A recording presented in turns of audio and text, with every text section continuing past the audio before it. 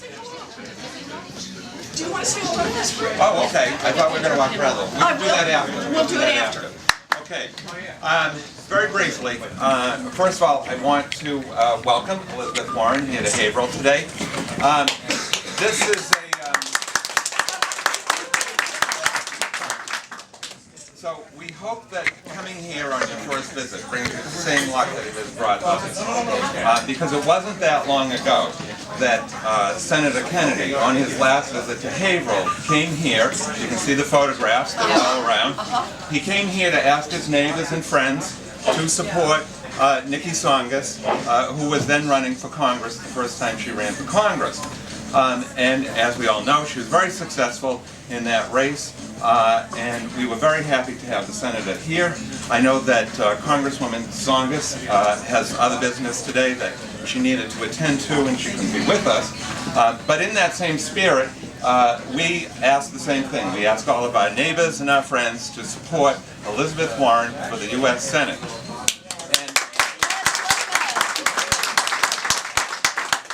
Happy today because we have Barbara Siliotis, who is the longtime state director for Senator Kennedy, with us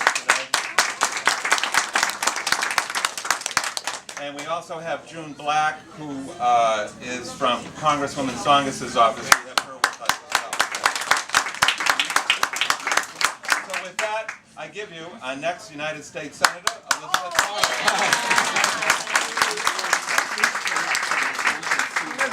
I am worried sick at that Suffolk poll, okay, that was just taken. I am. You have a favor rating of only 35%. You've got to introduce yourself more to the people. I know you did when you initially are. And Scott Brown's a master at the photo ops, going to these events and everything else. Pre-Elizabeth Warren, Scott Brown voted against unemployment compensation. He praised Scott Walker up in Wisconsin. He, what's his name? The mayor of Boston. He voted against the summer job for youth. Voted against 3 jobs programs. And he's a 1%er. Let's be honest about it. Look at all the PAC money come from. But anyway, you got to get your approval up. I mean, no one knows you enough.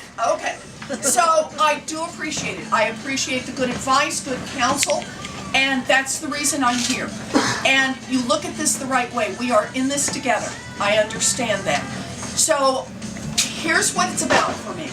This is all about middle-class working families. We've been getting hammered now for a generation. It isn't just this recession. It's what's been going on for a long time. You'll hear people say Washington doesn't work. Well, my answer is it depends on who you are. If you're a big oil company bringing in billions of dollars in revenues, Washington's working great for you. If you are a hedge fund manager and you get paid in stock rather than getting a paycheck and therefore pay probably half the taxes you should pay, the answer is Washington works really well for you.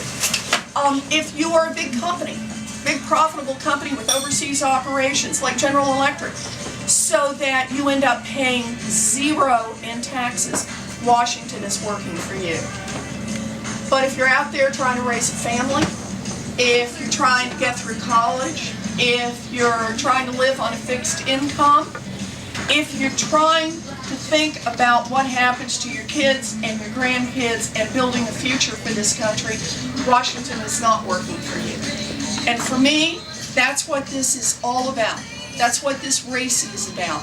It's about whether or not we are going to invest in those who've already made it big, or if we're going to say, nope, they have a level playing field, and we're going to make those investments in our future, in our education, in our infrastructure, in our research.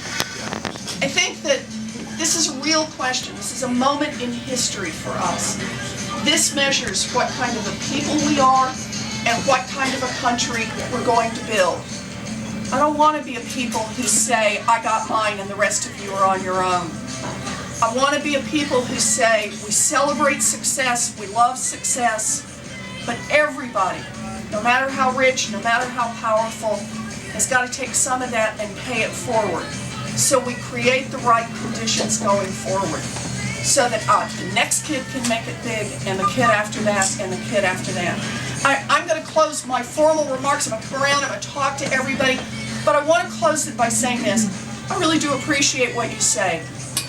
The way this campaign is going to work, I'll be out there every day. I'm out there before the sun comes up in the morning. I'm still out there after it goes down in the evening.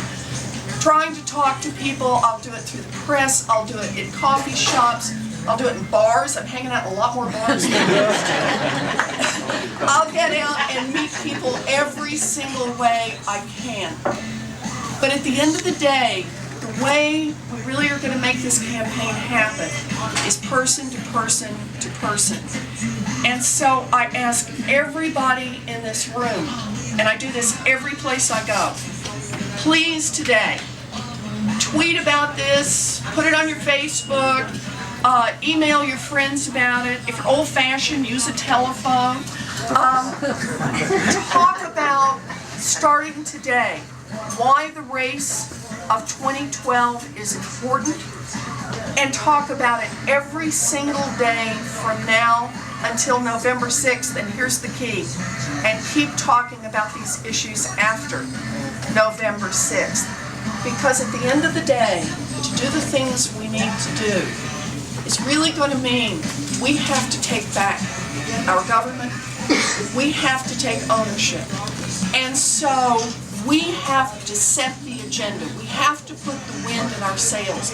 So I ask you to talk about this not only with your friends, but the person standing behind you in line at the grocery store, and the person pumping gas next to you, and the person waiting for a sandwich when you're in line, because we've got to reach out and make this conversation a conversation all across the Commonwealth.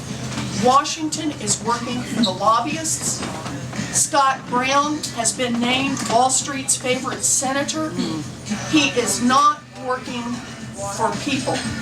And we want a candidate who works for people. That's what I've done all my life, and that's what I'm going to keep on doing. And together, we're going to make that happen.